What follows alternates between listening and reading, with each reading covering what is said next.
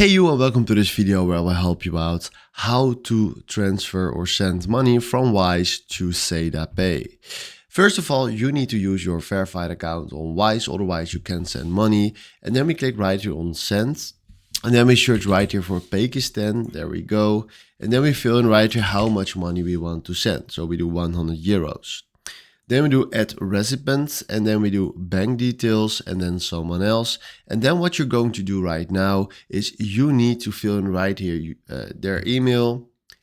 It's important to fill in right here the full name of the account holder that is having that SadaPay account. So make sure that you fill in right here his full legal SadaPay account holder name. And then after that, we fill in right here the IBAN also from that SadaPay account.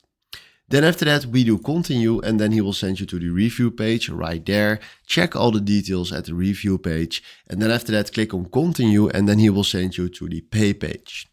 Then right there at the paying page, do the payment. And then after that, do continue again. And then you did your transfer.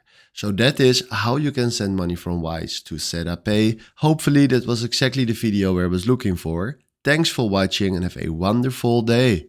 Ciao.